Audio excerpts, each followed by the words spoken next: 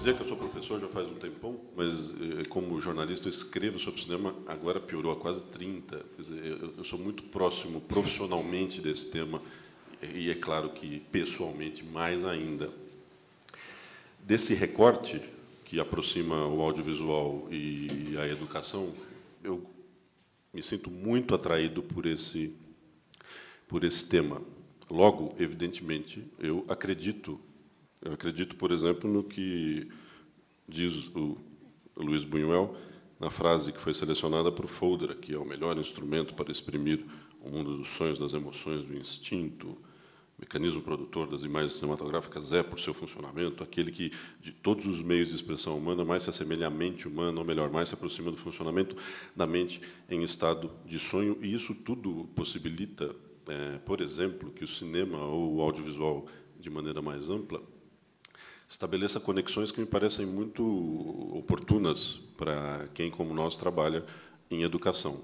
Conexões que partem do audiovisual e alcançam outros campos do conhecimento, conexões que partem do audiovisual e alcançam o mundo.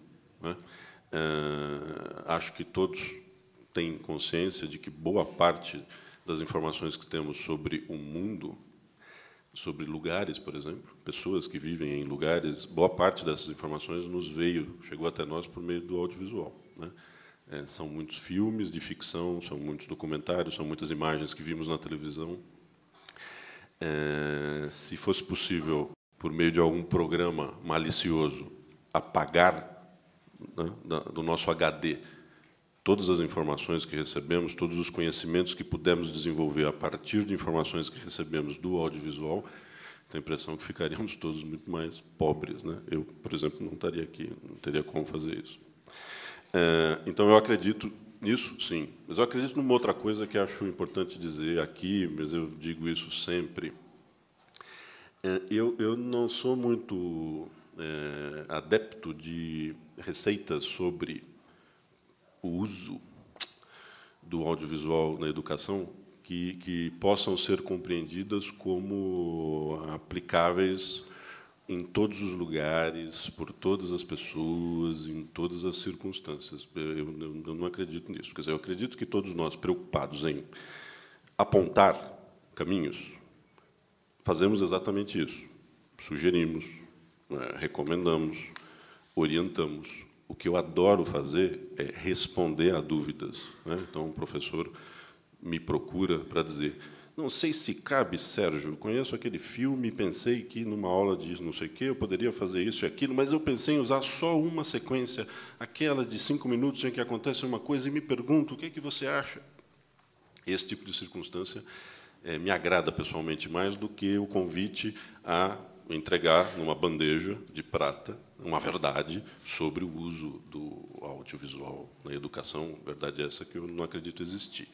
Então, eu acredito no poder do audiovisual no âmbito da educação, mas eu também acredito que quem determina para valer como é que isso vai acontecer é o professor lá, porque, veja, ele é quem conhece os seus alunos, mesmo. Quem sou eu para falar sobre os alunos de vocês? Não faz sentido. É ele quem conhece as circunstâncias em que se dá lá o trabalho, circunstâncias, por exemplo, materiais. É ele quem sabe se tem equipamento para exibir coisas ou não tem equipamento para exibir coisas, se tem uma sala com vedação de luz ou não tem, se tem barulho no corredor ou não. Enfim, estou me referindo a detalhes absolutamente banais que interferem na programação, digamos, ou que deveriam interferir nos critérios de programação de uso do audiovisual na educação. E, sobretudo, é ele, o professor, quem se conhece, quem conhece a si mesmo. Quer dizer, é ele que sabe até onde ele sente segurança para ir em relação a esse assunto. E a capacitação para o trabalho com a história e a linguagem do cinema é exaustivo, é longo, não é fácil mesmo. Sendo assim, me parece que podemos supor que professores interessados nesse trabalho, em parte, se qualificaram por conta própria, fruto, muitas vezes, do seu interesse pessoal pelo assunto.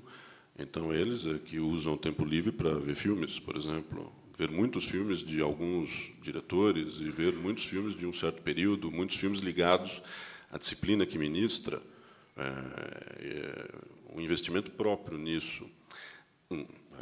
Se você tem a sorte de participar de um programa como esse, opa, todo um monte de informações adicionais vem por meio de terceiros, digamos, né? Mas isso gera, me parece, um corpo de profissionais de educação muito diversificado, né? As pessoas têm conhecimentos sobre esse assunto muito variados. E eu acho que, em primeiro lugar, se a gente quer discutir o tema aqui dos meus 40 minutos de papo, o lugar do audiovisual no mundo contemporâneo, e eu acho que a gente deve discutir o lugar do audiovisual na nossa vida, na vida de cada um de nós. Quero dizer, é uma reflexão que, como ponto de partida, a essa altura do campeonato da minha vida, me parece meio indispensável. Me parece um pouco indispensável você refletir aí com você mesmo o que é que o audiovisual faz na sua vida, o que é que você faz na sua vida com o audiovisual. Qual é a presença dele na sua vida hoje, mas quando é que ele chegou, quando é que ele entrou? E eu dou um exemplo de um trabalho maravilhoso de exploração autobiográfica envolvendo o audiovisual, que é um texto do Ítalo Calvino, um escritor nascido em Cuba, mas que viveu na Itália a maior parte da vida. Um texto publicado em 74, olha só que interessante, como prefácio de um livro que trazia roteiros do Federico Fellini, lá na Itália. Era só isso, só um prefácio. Mas, uau! É um texto que se chama Autobiografia de um Espectador. No Brasil, ele foi publicado neste volume aqui, que se chama O Caminho de San Giovanni, publicado pela Companhia das Letras, que é a editora da obra do Ítalo Calvino no Brasil. Nesse texto, que é saborosíssimo, precioso para todos os que gostam de cinema, emocionante se você tiver experiências parecidas com a do Calvino, ele conta como foi que o cinema entrou na vida dele, tá certo? Eu vou só ler o comecinho para você tentar capturar o tom desse registro autobiográfico. Houve anos em que eu ia ao cinema quase todos os dias, e, com um pouco de sorte, 2 vezes ao dia. E eram os anos, digamos, entre 1936 e a guerra. A época, enfim, de minha adolescência. Anos em que o cinema era o mundo para mim. Outro mundo que não o que me cercava. Mas, para mim, apenas o que eu via na tela possuía as propriedades de um mundo. A plenitude, a necessidade, a coerência, ao passo que, fora da tela, se amontoavam elementos heterogêneos, como que juntados ao acaso, os materiais de minha vida, que me pareciam desprovidos de toda e qualquer forma. O cinema como evasão, já se diz tantas vezes, numa fórmula que se pretende condenatória. E, certamente, a mim, o cinema, naquela época, servia para isso, para satisfazer uma necessidade de estranhamento, de projetar minha atenção num espaço diferente, uma necessidade que acredito corresponder a uma função primária de nossa inserção no mundo, uma etapa indispensável a toda a formação. Claro, há outros modos mais substanciais e pessoais de se criar um espaço diferente para si. O cinema era o mais fácil e o mais à mão, mas também aquele que instantaneamente me levava mais longe. Todo dia, dando minhas voltas pela rua principal da cidadezinha, só tinha olhos para os cinemas. E por aí vai. Se possível for, eu recomendaria que esse texto chegasse às mãos de todos vocês aí. Mas, de qualquer maneira, uso esse texto do Calvino só como exemplo de um tipo de exercício que, me parece, ajuda muito a qualquer um que queira trabalhar mesmo com isso aqui. Quer dizer, trabalhar com essa conexão, né? Porque é isso que a gente espera, que o audiovisual produza, promova esse tipo de conexão, que promoveu na vida do Calvino. Porque, se você fizer isso, Eu não estou dizendo para escrever um artigo, mas eu também estou dizendo que pode ser muito legal escrever um artigo, se você gosta de escrever e tem tempo para isso, evidentemente. Mas eu me refiro aqui a alguma espécie de reflexão, não necessariamente em forma de texto. Se você fizer isso, olha só o que você acha, vai identificar. Conexões de caráter afetivo. Quer dizer, qual é a sua relação afetiva com o cinema, ou com o audiovisual de maneira geral? Né? Talvez você entenda por que olha para ele de um certo jeito, com um certo grau de afeto, muito afeto, médio afeto. Por exemplo, eu olho com muito afeto, porque as minhas primeiras experiências de audiovisual foram ali sentado no sofá de casa ao lado do meu pai. E, de certa maneira, sempre que eu vejo um filme, ou falo sobre cinema como aqui, eu tenho meu pai ao meu lado. E agora que meu pai se foi, isso é especialmente simbólico. Né? Só um exemplo. Cada um certamente terá a sua história para contar. Conexões de caráter afetivo, a gente sabe, determinam o que a gente faz no mundo e determinam como a gente faz as coisas no mundo, qualquer coisa. Se você fizer esse trabalho de autorreflexão, vai, portanto, chegar também ao sentido do audiovisual no seu cotidiano. Ou como é que você entende o audiovisual no seu dia a dia? Para que serve esse negócio na sua cabeça? Por exemplo, serve para se informar? Serve para formar? Formar e informar. Serve para deformar? Não sei. É um imperativo da sociedade em que vivemos? Ou não? As pessoas veem muito audiovisual, deviam ler mais. Não sei. Cada um de vocês certamente formulará esse juízo de uma forma, de um modo. De qualquer maneira, qual é o sentido que cada um de nós atribui ao audiovisual? É um ponto que naturalmente virá dessa reflexão de caráter autobiográfica. Você vai chegar, evidentemente, também às suas predileções. Todos nós gostamos mais de algumas coisas e menos de outras. E claro que a gente só pode fazer isso diante do que a gente conhece. Né? E, portanto, ao falar de predileções, você automaticamente vai falar, na sua reflexão, sobre repertório. E ninguém pode, em relação ao audiovisual, supor que tenha um repertório muito grande, porque não dá. Você quer ver, eu trabalho há 3 décadas com isso, eu trabalho com isso, eu sou remunerado, assalariado, para ficar vendo filmes e falar sobre eles, e eu sei o tamanho da minha ignorância. E a minha ignorância é vasta. Porque você quer números? Eu posso te dar números assustadores, que certamente são do seu conhecimento também, mas em São Paulo, nos últimos anos, têm sido lançados comercialmente, ou seja, o filme entra em cartaz em alguma sexta-feira do ano e fica em cartaz por pelo menos uma semana numa sala comercial dessas que te cobram ingresso para assistir ao filme. Entram em cartaz alguma coisa em torno de 330, 340 filmes. Certo? Esses são os que vencem a barreira, o funil do chamado circuito comercial cinematográfico. É quase um filme por dia. Tá. Se a gente continuar no mercado de exibição, poderíamos ir, então, para o número de filmes lançados em DVD hoje, né? E Blu-ray também. Me parece que o vídeo saiu de linha mesmo, né?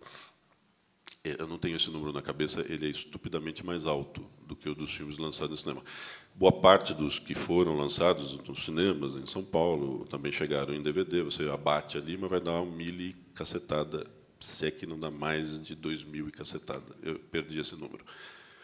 Veja, só o que passou perto de você durante um ano, graças à gentileza do mercado. Porque fora do mercado também passaram perto de você filmes em festivais,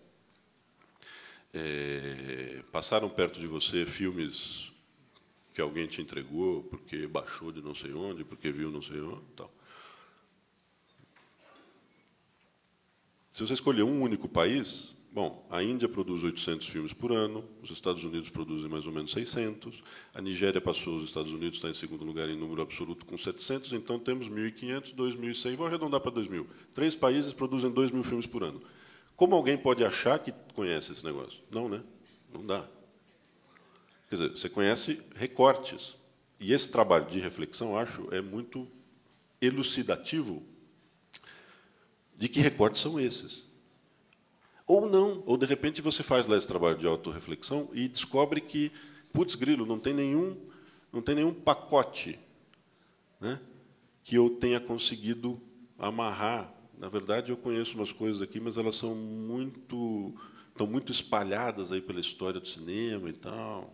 E tá, é um tipo de repertório, não precisa se martirizar por causa disso. Claro que não.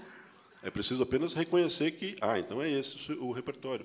E, claro, se te interessa trabalhar com isso, vê o que é que você vai fazer a partir daí. Puxa vida, não tinha me tocado. Só vi, hipoteticamente, não estou dizendo que alguém... Eu só vi 3 filmes brasileiros nos últimos 5 anos. E se você julgar que é importante ver mais filmes brasileiros recentes, então você vai dizer, eu preciso me programar aqui de algum jeito. O jeito é seu, não sou eu que vou dizer para você. Você que sabe do seu tempo, você que sabe do seu interesse, você que sabe do seu bolso, essas coisas custam dinheiro também. Né? Você vai ter um diagnóstico, digamos, né? Por meio desse trabalho que o Calvino fez aqui, você vai ter um diagnóstico do lugar do audiovisual na sua vida. E eu, às vezes, estou usando a palavra cinema, mas eu quero tentar usar só o audiovisual mesmo, porque dentro do audiovisual tem o que a gente compreende por cinema, mas tem umas outras coisas. Por exemplo, tem coisas que você vê na televisão que não foram produzidas para cinema, e elas são audiovisual, elas usam a linguagem do audiovisual, e talvez elas devessem entrar aí no seu pacote de relações com esse mundo, né? O seu repertório inclui, se você tem visto, o Big Brother, inclui transmissões de jogos de futebol. E não quero mencionar esse assunto mais hoje. Muito bem, muito bem. Bacana. Identificou o lugar do audiovisual na sua vida. Que joia. Aí me parece que um outro passo desejável. É desejável. Não é sempre possível. Você tem uma ideia um pouco mais concreta, e acho que isso está ao alcance de muitos de vocês, do lugar do audiovisual na vida dos alunos, né? Dos caras que estão lá na sua frente. E aí é o mesmo exercício. Veja, você até pode fazer, por meio de um convite, a produção de um texto como esse. Eu estou me lembrando aqui de um material feito em Portugal, por um jornal chamado Público, que é um jornal bem bacana lá de Portugal. Eu não sei se isso está... de repente está na internet, eu não fui vasculhar. No site do jornal, www.publico.pt. Portugal. PT. Esse material sobre o uso do cinema na escola tinha lá um monte de propostas, né, de exercícios. Faça isso com seus alunos, faça aquilo com seus alunos. Tal. E uma proposta era essa. Era peça que seus alunos escrevam um texto sobre o que é para eles no dia a dia, não é uma reflexão de caráter filosófico. O que é para eles no dia a dia o cinema. O que eles veem, o que eles não veem, como eles veem. Como em cinema é fundamental. Como é que você vê? Você foge de casa para ver ou vai com seu pai para ver? Estou me referindo ao Calvino. É diferente fugir de casa para ver. O prazer é outro. O retorno, a gratificação emocional é outra. Bem diferente. Claro que ir com o pai também pode ter uma gratificação especial, diferente, no entanto. Não é? Enfim, olhar agora para os seus alunos e ver como é que você puxa informações lá. Puxa, pesca, né? Põe uma isca na vara de pescar e vê o que é que volta ali. Quanto mais informações tivermos sobre o lugar do audiovisual na vida deles, melhor, acho. Melhor para que, durante o trabalho, você seja capaz de estabelecer conexões com o repertório dos seus alunos, por exemplo. Não adianta brigar, né, com o repertório deles. Você pode contribuir de alguma maneira para enriquecer, e isso é um pouco elitista, mas, de qualquer maneira, a educação tem um princípio que é um pouco elitista mesmo. Você, detentor do saber, acha que vai enriquecer o repertório deles fazendo isso ou aquilo. Isso está bom, está ao seu alcance. Mas brigar com o que eles veem não parece que leve a gente a algum lugar, não, né? Muito bem. Se você fizer essas duas coisas, o lugar do audiovisual na sua, o lugar do audiovisual na vida deles, você, no fundo, vai chegar a formatos de presença, digamos, ou status de presença, que, de alguma maneira, vão se referir a períodos na história do audiovisual em que ele ocupou lugares diferentes. Lugares diferentes. Então, por exemplo, num primeiro período, que vai do surgimento do cinema no final do século XIX até a década de 50, quando a televisão se populariza, o lugar do cinema foi um só, um único lugar, salas de exibição. Salas de exibição. Então, se você queria entrar em contato com o audiovisual, você precisava sair da sua casa, ir até uma sala de exibição. Em geral, você precisava tirar um dinheirinho do bolso para que permitissem a sua entrada nessa sala, mas, numa ou noutra sala, não necessariamente precisava pagar ingresso. E, muito bem, se sentava lá, como acontece até hoje, em companhia de pessoas que você talvez nunca tenha visto na vida, e você assistia lá a uma obra que usava imagem e, a partir de 1927 e 28, som, audiovisual. Estamos na segunda fase, a da televisão. Televisão como um segundo espaço, um segundo lugar para o audiovisual. Muito bem. O que é que muda em relação ao primeiro período? O seu comportamento como espectador é afetado. Porque você passa a ver filmes na sua casa e, portanto, com uma outra entrega. É diferente. Não estou dizendo que é melhor ou que é pior. Estou dizendo só que é diferente. Antes você precisava tomar banho, né, se vestir minimamente. Nos velhos tempos, há fotos maravilhosas sobre isso. As pessoas iam chiquérrimas para o cinema, né? Os homens de paletó e gravata, as mulheres ali com o seu melhor vestido. Tal. Mas, para ver televisão em casa, você sabe que não, né? Basta... Em relação à indumentária, nada é necessário. Pode ver peladão. Muito bem. Em tese, embora muitos de nós vivamos em companhias de outras pessoas, os nossos familiares, e eles estejam ali com muita frequência ao nosso lado, mas, em tese, em casa você pode ver sozinho. Na sala de cinema, só se naquele dia, naquela sessão, o único interessado foi você, e está lá só você vendo. Eu não me lembro, numa sala comercial, disso ter acontecido comigo nenhuma vez, só eu numa sala. Em casa, vendo televisão, é possível, tudo bem. E aí entram umas coisinhas que, em teoria da comunicação, são chamadas de fatores concorrenciais de atenção. Você está se dedicando aqui a uma coisa, só que existem fatores que concorrem com essa coisa a qual você está se dedicando pela sua atenção. E, em casa, esses fatores são muito mais numerosos do que numa sala de cinema, pelo menos nos velhos tempos. As salas de cinema atuais elas estão tentando competir com isso, né, com as pessoas com seu celular, as pessoas conversando.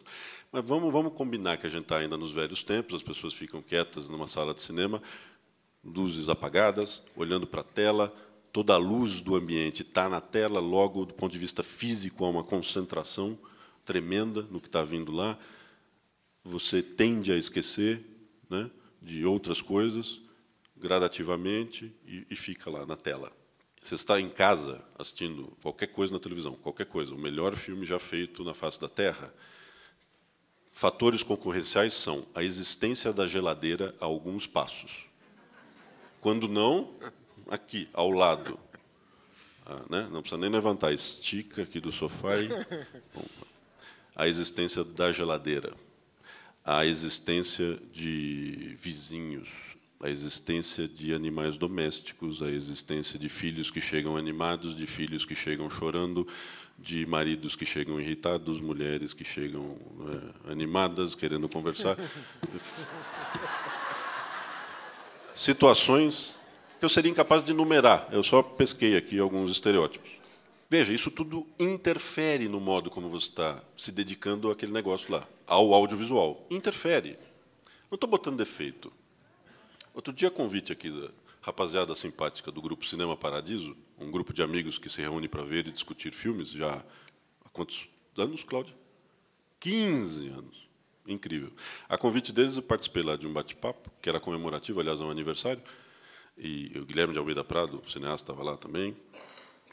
E aí, falando disso, o comportamento das pessoas, uma jovem entendeu, provavelmente porque eu tenho já essa cara de pertencer a uma geração distante da dela, entendeu que eu estava criticando, mas as pessoas prestam atenção nos filmes, sim, mesmo atendendo o celular, mesmo passando mensagem, mesmo... elas prestam, do jeito delas, claro, mas é diferente do jeito que eu presto. E eu não estou querendo dizer que o meu é melhor do que o dela, estou só querendo dizer que eu tenho o meu, ela tem o dela, e não é a mesma coisa. Não pode ser a mesma coisa. Senão é um absurdo você achar que é a mesma coisa, certo? Eu estou lá olhando e é a mesma coisa que alguém que está fazendo assim. Ó. Não, desculpa, não é a mesma coisa. Mas isso aqui pode ser mais legal, porque eu não sei o que ele está vendo aqui. É um cara que está com ele na sala também, está passando SMS. Atenção, olha essa cena.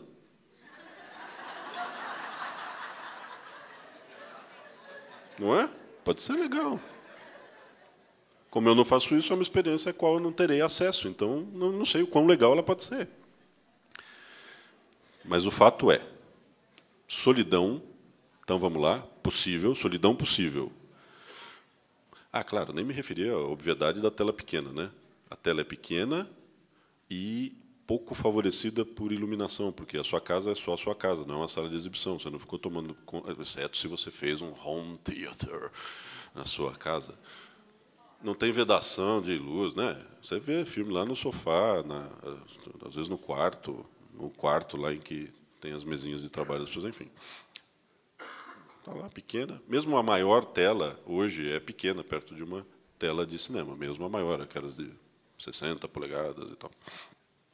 Solidão, tela pequena, fatores concorrenciais de atenção. Mudou. Então, mudou a dedicação das pessoas a obras audiovisuais, nesse âmbito, ou nesse modo, né, de recepção. Porque continuava existindo, e continua até hoje existindo, o modo clássico, salas de exibição, toda a sua atenção voltada para aquilo. Tá bom, tá bom. Agora sim, eu já estava me atropelando aqui e já estava querendo chegar na fase 3, aquela em que temos filmes em vídeo, temos, portanto, videolocadoras ou temos bibliotecas de filmes. É o que é uma videolocadora, né? Uma biblioteca que você acha filmes. E, aliás, passamos a ter filmes em bibliotecas convencionais também, a partir desse momento, né? E agora muda para valer uma coisa. Quer dizer, tem um novo ingrediente na parada. Pessoas da minha geração, tenho 44, pessoas da minha geração viram a passagem de um modo para outro, então vão se lembrar, todos os que me acompanham na idade, vão se lembrar do que significa você ir a um lugar e escolher o filme que você quer ver entre, talvez, milhares. Escolher o horário em que você vai ver. Hoje, depois que eu jantar, quando eu estiver ali satisfeito. Este é um filme de terror? Vou deixar para ver à meia-noite. Meia-noite eu começo. Você escolhe, você programa. Isso é uma mudança brutal, porque os outros modos programam o cinema para você. Você quer ver um filme? Só se ele estiver em cartaz. Se ele não estiver em cartaz, não dá, nos velhos tempos. Né? Não dá. Você quer o quê? Se é muito rico, você aluga o filme e passa no cinema, aluga a sala, mas deixa de lado. Né? Isso não vale para muita gente. Televisão, se renda a programação. O filme vai passar às 10 horas, se você pode, você vê. Se você não pode, não vê. E nessa segunda fase não tinha videocassete para gravar. Está em casa, viu, não está, não viu. Mas agora, com o videocassete, primeiro, você vai até a biblioteca, escolhe o que quer, vê quando quer. E vê do jeito que quer. Aqui é que a coisa muda. Você vê do jeito que você quer. Por exemplo, eu vou começar a ver agora. Rapaz, me deu um sono. Não, sono melhor não. O que o cara falou mesmo? Para, amanhã eu continuo. Vai dormir. Acorda. Vai na padaria, compra o jornal, volta, toma café. Será que eu vejo o filme agora? Dá para ver uma meia hora antes de eu ir para não sei onde. Vê. Ou está vendo sem parar, mas eu perdi um negócio aqui. Peraí. Volta. Claro. Não. Terminou de ver, está lá chorando, emocionado. Que filme. Deixa eu ver esse final outra vez. Deixa eu ver esse final outra vez. Mais uma vez. Oh, mudou muito. Mudou muito. Você manda no modo de assistência. Como é que você vê o negócio lá? Certo. E veja, esse raciocínio se aplica também agora à possibilidade de você gravar coisas que estão passando na televisão. Então, também você começa a se relacionar com a programação do audiovisual na televisão de um outro jeito. Vai passar às 2 da madrugada? Tudo bem, eu vou gravar. Eu tenho que dormir cedo, mas eu vou deixar gravando. Amanhã eu vejo. Oba! Você se sente um pouco mais dono, né, nessa terceira fase. Você, que eu digo, é o espectador, se sente um pouco mais dono do processo. Ele começa a administrá-lo um pouco mais.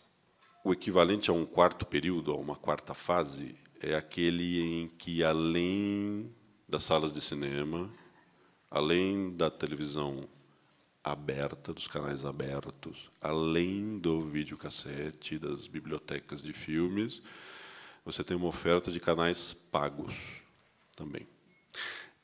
Nos Estados Unidos, esse fenômeno é dos anos 70, no Brasil é um fenômeno dos anos 90. Então, se você tem um dinheirinho ali no orçamento para entregar para uma operadora de TV, ela põe na sua televisão canais. Muito mais canais do que aqueles que você consegue sintonizar só com a sua antena doméstica ou do prédio. Ou mesmo parabólica, que só vai pegar sinal aberto, não vai pegar sinal fechado, pelo qual você precisa pagar. Por isso é que a gente chama de TV paga. É melhor do que TV a cabo, porque a TV paga chega à sua casa de diversas maneiras, não só pelo cabo. Mas tudo bem, para muita gente é sinônimo, não tem problema. TV paga. E aí a TV paga bota um monte de canais na sua casa e, oba, aumentou loucamente a oferta agora aqui também, né, de produtos audiovisuais. Não devemos perder de vista isso aqui. Num país como o Brasil, o número de domicílios atingidos pela TV paga é relativamente pequeno, mas, de qualquer maneira, ele é maior do que apontam as estatísticas oficiais por conta do... Qual é o nome que eles dão? Telegato, Netgato, coisa, enfim. Os muitos gatos, né? Gatonet, isso aí. Tá. Só que, em algum momento aí, que eu não sei precisar qual foi, até aqui eu fui capaz de mapear cronologicamente as transformações, né? O processo de transformações. Então, do final do século XIX até a década de 50. Da década de 50 até o final da década de 70. A partir da década de 90... Bom, e aí, eu não sei dizer exatamente quando é que se altera drasticamente o cenário, em que o lugar do audiovisual já não pode mais ser estabelecido dessa maneira aqui, ó. Primeiro em sala de cinema, depois na sala de cinema e na sua casa, depois na sua casa e na locadora, e depois também mais canais dentro da sua TV. O que vivemos hoje, e eu não saberia precisar exatamente quando foi que esse cenário adquiriu tamanho colorido, o que vivemos hoje aponta para a impossibilidade de falar sobre isso aqui, o lugar do audiovisual no mundo contemporâneo, porque o audiovisual está em tudo quanto é lugar, ele não tem lugar mais. Porque ele continua presente nos modos tradicionais de recepção. Existem salas de cinema ainda, muitas, é um negócio ainda altamente rentável para os seus principais agentes. Está na casa da gente? Claro que está. Em canais abertos e fechados? Sim. Continuam existindo locadoras, bibliotecas? Sim. Aliás, olha o que existe. Caixinhas que a FDE manda para a sua escola. Sim. Só que, meu queridão, se você tiver em casa um computador conectado à internet com banda larga, é absolutamente impossível dizer aqui você tem acesso. Não tem a menor possibilidade. Aqui você tem acesso. Onde você quer ir primeiro? Você quer ir primeiro no YouTube? Cuidado, porque se você gosta do audiovisual e der uma passadinha no YouTube, periga não sair de lá por algumas horas. Só vendo uma coisa, e aqui no cardápio da direita, opa, tem isso também. Opa, tem isso também. Opa, tem isso também. Opa, tem isso também. E isso pode demorar. Você pode ficar horas lá. Depois de ter ficado horas, você vai pensar, o que foi que eu vi aqui? 10, 20, 30, 40 obras. Pedaços de filmes, clipes, uma propaganda ali, um vídeo feito por um aluno. Você viu lá um monte de coisas. Esse monte de coisas, você sabe, é uma parcela absolutamente ínfima, infinitesimal do que tem no YouTube. Mas eu só me referia a um site. Putz, grilo. Uau, o que tem de coisas. Muito bem. Se você tem aquele aparelhinho chamado celular, esse que eu já usei aqui como exemplo de mudança de comportamento de público, olha, por ele hoje também chegam coisas, para ele são feitas coisas, estou chamando de coisa aqui, obra audiovisual, que usa imagem e som. Tá. Mudou para burro, então, o lugar ocupado pelo audiovisual. A rigor, não tem lugar. Você está andando na rua e tem um telão gigante passando alguma coisa. Você vai num caixa eletrônico e, se o banco investiu um dinheirinho na programação amistosa e inteligente do sistema, talvez tenha um audiovisual ali na sua frente. As coisas se desenvolvem respeitando a linguagem do audiovisual, não a linguagem verbal. Ele está por aí, em tudo quanto é lugar. Certo, mas não é esse o ponto. Quer dizer, o ponto não é a oferta é descomunal. O ponto é que, pela primeira vez na história do audiovisual, há um princípio de democratização até então inédito. Quer dizer, é a primeira vez em que aparece um princípio de democratização com o qual a gente precisa lidar. Então, a partir daqui, eu falo um pouco e faço perguntas. Perguntas que eu faço a mim mesmo, faço a vocês, e a gente tem que tentar responder, acho, se quer trabalhar com audiovisual nesse mundo do século XXI. Por que é que democratizou? Porque, lembra da primeira fase? Só tem audiovisual em sala de cinema. Tá bom, quem manda nesse brinquedo? Um negócio chamado mercado. Mercado. E mercado cinematográfico, desde o início até hoje, é governado por 3 players, como eles gostam de falar nos Estados Unidos e na Escola Superior de Propaganda e Marketing também. Players. 3 agentes. Produtores de filmes, distribuidores de filmes e exibidores de filmes. Certo? Esse tripé compõe o negócio cinema desde que ele existe até hoje. Produtores fazem filmes. Exibidores exibem filmes em suas salas. E distribuidores fazem o meio de campo. Pegam um filme aqui de alguém que faz e leva até alguém que exibe. Esses caras mandavam, certo? E nesse espaço, nesse lugar, continuam mandando. Você vê o que eles querem que você veja. Ah, quero muito ver aquele filme. Só está em cartaz às 14h naquela sala. Você não pode? Você trabalha às 14h? Azar o seu. Tem 2.100 salas de exibição no país. 800 passam o mesmo filme. E você acha isso injusto. O problema é seu. Eles mandam. Você vê o que eles querem que você veja, o que eles deixarem que você veja nesse espaço, nesse lugar. Bom, tem televisão. Preciso dizer que é a mesma coisa? Você vê o que a Globo quer que você veja, o que a SBT quer que você veja, o que a Record quer que você veja, o que o Telecine quer que você veja. Tem lá os programas interativos. Ah, que bonitinho, você pode escolher. A Globo diz para você, ó, podemos passar 3 filmes amanhã. Telefona aí e diz qual você quer. Ah, que legal, você programou. Que democrático isso. Terceiro momento, tem o vídeo, tem as bibliotecas de vídeo. Mas você só pode ver o filme se alguma distribuidora lançou. Certo? Então, nesse pedaço do mercado audiovisual, não tem exibidor mais, mas continua tendo produtor e distribuidor. Eles mandam no que você vê. Digo, alguém precisa resolver fazer um filme, sobre um certo assunto. Aí ele precisa ter um distribuidor depois disposto a pegar esse filme sobre um certo assunto e botar perto de você. Se isso tudo não acontecer, não adianta você querer ver um filme sobre não sei o que lá, ou querer ver um filme que você sabe que existe, porque não vai dar. Você pode usar para gravar, claro, o que passa na televisão. Logo, regido, determinado pelas emissoras. TV a cabo, TV paga, mesma coisa. Muito canal, mas todos eles não são, nenhum deles é programado por você. Todos são programados por outras pessoas. Certo? Mas a fase atual nos trouxe um modelo híbrido.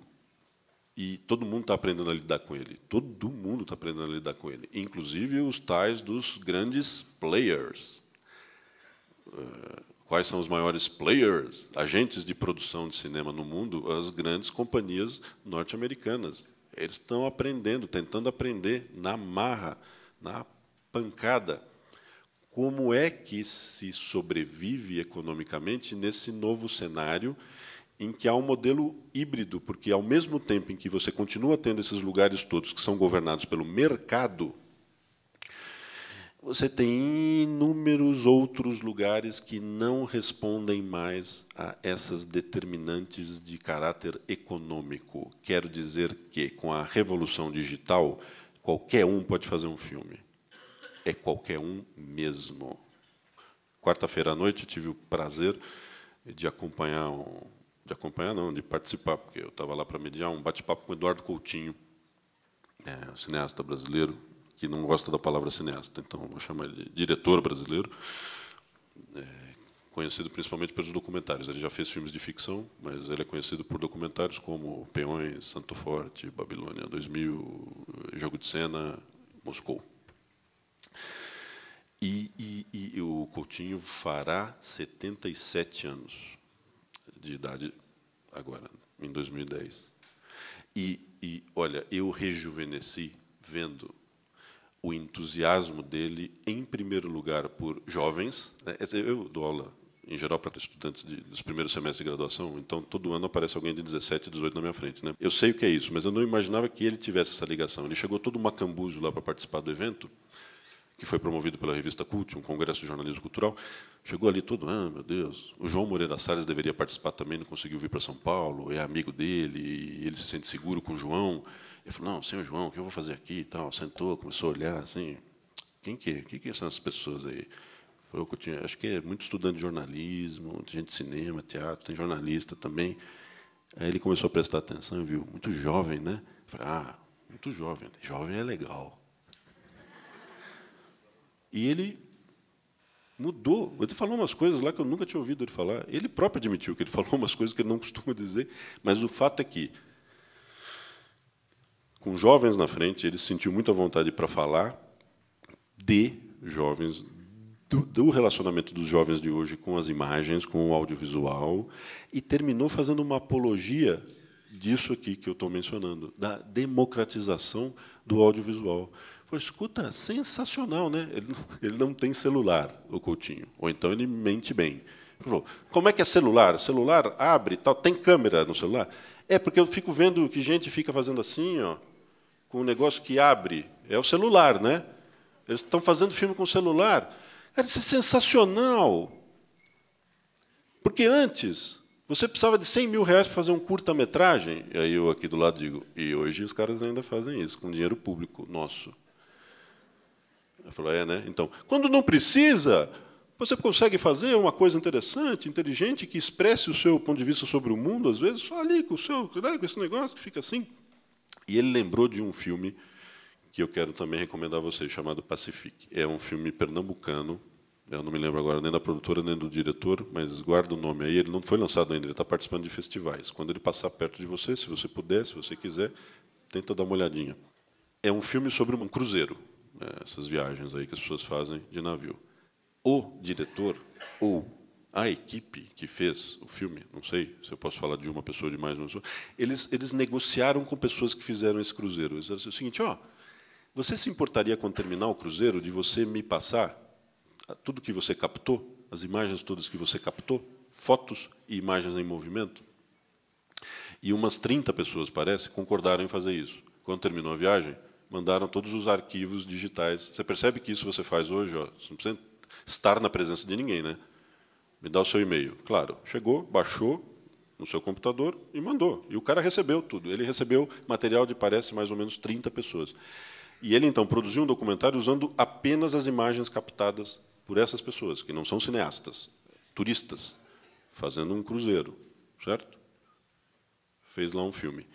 E você precisa ouvir o Coutinho, porque eu falando sobre isso, sei lá, não sei se tem importância. Agora, o Eduardo Coutinho, que é tranquilamente um dos maiores documentaristas em atividade no mundo hoje, tranquilamente, se você ouve o Coutinho falar com entusiasmo de uma ou duas cenas que ele viu, fala, rapaz, aí tem uma hora lá que um cara se filmou deitado numa esteira e os pés dele estão para cima cruzados e no fundo a imensidão, um mar sem fim. E ele ficou ali, rapaz, por uns 30 segundos naquela imagem. E os meninos que editaram o documentário mantiveram isso. Porque era extraordinário o sentido da imagem que um turista fez enquanto estava deitadão na esteira, talvez com um copinho de caipirinha do lado. Talvez usando o celular, talvez usando uma câmera de vídeo digital desse tamaninho, talvez uma câmera maior. Bom, enfim. Veja só que coisa, então, temos. A turma do mercado continua a fazer coisas. Eu não estou demonizando o mercado, hein? Pelo amor de Deus. A turma do mercado faz esses filmes legais aí que vocês estão recebendo.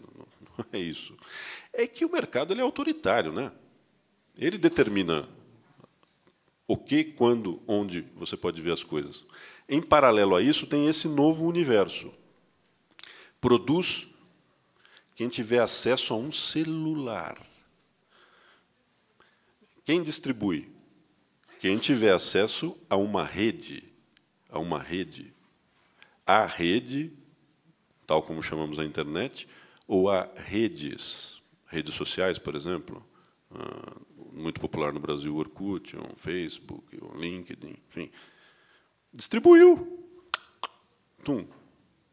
E, bom, não tem exibição, né? Não tem lugar de exibição. Você vê essas coisas nos mais variados locais.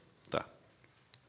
Então, tá. As perguntas com as quais eu quero terminar aqui, essa minha apresentação, eu quero tentar começar a respondê-las, mas não tem resposta pronta. Eu não tenho resposta pronta. É para a gente pensar no assunto só.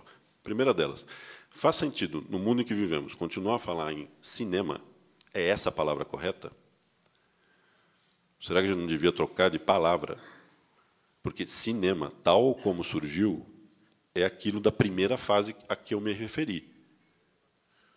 Passa numa sala, naquelas condições, o Ítalo Calvino foge de casa e vai assistir. Tela grande, tudo escuro, você e a tela, gente desconhecida. Isso é cinema tal como apareceu. Quando o cinema chega à televisão, já tem essa dúvida. Você pode dizer que o que estava lá é cinema na televisão? Não seria filme? O que está passando na televisão não é filme, porque cinema não é sinônimo de filme.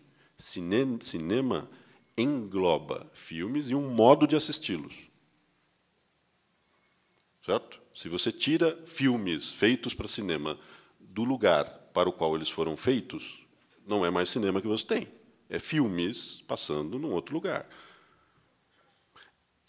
Mas você pode dizer assim, não, tudo bem. Não, cinema quer dizer isso. Tá, porque então se cinema quer dizer isso, já não quer dizer aquela outra coisa, e vamos ter que combinar o que aquela outra coisa então era. Vamos ter que dar um outro nome para aquilo. Em estudos de cinema, por conta de desafios como esse, aparecem umas coisas assim, pré-cinemas, pós-cinemas, para você tentar determinar que, quando eu uso a palavra X, eu me refiro a Y. Porque, senão, eu falo X, você entende Y, mas, na verdade, eu não estava falando disso, estava falando de outra coisa. Faz sentido? Nesse mundo de pessoas captando imagens com o celular, entregando para um cineasta ou não, o cara montando um filme, exibindo esse filme num festival, botando na internet. Isso aí é cinema. Não sei. Só pensar já ajuda, né? Só você botar a cabeça para pensar, sim, não, concluo que, por enquanto, eu vou continuar a usar esse termo. Tá, beleza, bom, bacana. Concluiu, né? Pensou, concluiu. Cogitou, né? Logo existiu. Outra pergunta. Faria algum sentido, no mundo em que a gente vive, desprezar o não cinema? Porque o entendimento, me parece, que temos todos, É de que cinema é esse negócio aí. São esses filmes legais, feitos com um certo empenho artístico, autoral, muitos deles voltados a promover uma certa reflexão, blá, blá, blá, blá, blá. Então, esse é o cinema. O que é não cinema? Não cinema é o cara com o celular captando ele, o pezão dele lá e o mar. Tá, faz sentido? Faz sentido. Pergunta que eu me faço a vocês também, é só para a gente pensar. Faz sentido desprezar, hierarquizar essas coisas? E dizer assim, Luiz Buñuel é bom. O cara com o celular no barco, a princípio, porque ele não é o Luiz Buñuel, não é. Faz sentido? Cada coisa com seu propósito, cada obra audiovisual inserida no seu contexto, ensinando um pouco sobre o audiovisual. O Buñuel e o cara com celular no barco. Enfim, faz sentido? Porque vê que coisa curiosa, na qual talvez a gente não pense. Se você adota um princípio de considerar que cinema é só esse aí, você é bem mercadológico. Olha que coisa interessante. Você está bem a serviço do capitalismo. Porque para você só é legal filmes que são produzidos por produtores que resolvem que filmes eles querem fazer. Cinema só é legal quando tem um distribuidor que quer distribuir aquele filme e quer fazer chegar o filme perto de você. Só é legal quando tem um outro cara, que é o exibidor, muito legal, que passa o filme perto da sua casa. Isso é que é legal. E outras formas, que são mais democráticas, digamos, elas não são legais. Olha que curioso. Se você pensa assim, você está pensando desse jeito, você está pensando assado. Né? Faz sentido? Muito bem. Outra perguntinha. Faz sentido desvincular a recepção do audiovisual da produção do audiovisual hoje, em que a produção está ao alcance de quase todos, exceto, evidentemente, em regiões de extrema pobreza e blá, blá, blá. Faz sentido desvincular, quer dizer, você considerar que são coisas distintas? Por exemplo, a gente vai fundar uma escola em que só se lê, não se escreve. Vai ser legal essa escola, né? A gente vai ficar lendo lá Calvino, Machadão, Guimarães, Graciliano, Paulo Coelho. Só vai ler. Não vamos escrever. O sistema educacional não usa esse princípio. Ele usa o princípio de que se lê e se escreve, né? Será que o audiovisual... Será que... Estou perguntando, não tenho resposta. Estou especulando aqui.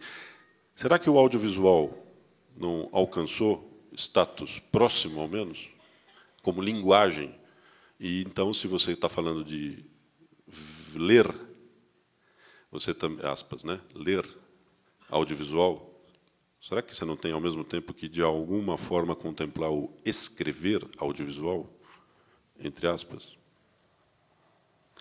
Porque você pode não fazer isso na escola, porque você não quer, porque não dá, porque não pode, porque não tem tempo, porque não sei o quê. Mas eu acho que seu aluno está fazendo. A tal da pergunta que eu faria é o seguinte: faz sentido também a gente se pautar a querer conhecer tudo? Tudo, o tudo está entre aspas, porque o tudo é o que a gente pensa que é o tudo, que não é o tudo, mas é o tudo e tal. Baixa a bola. Não, não. Então, eu pergunto e dou a resposta. Não. Mas eu quis fazer essa última pergunta e dar a resposta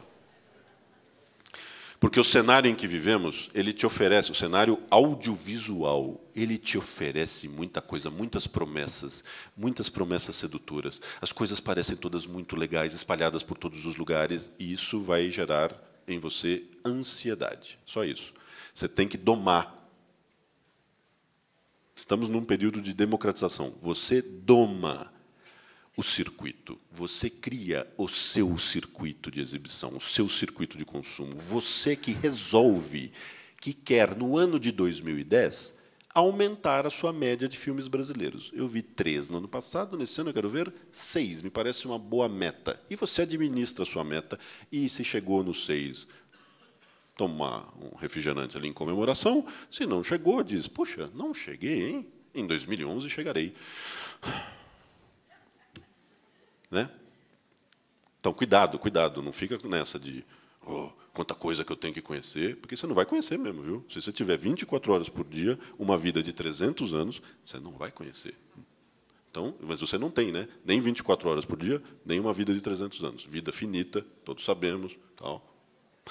Falei mais do que eu queria, roubando tempo aqui para a gente papear.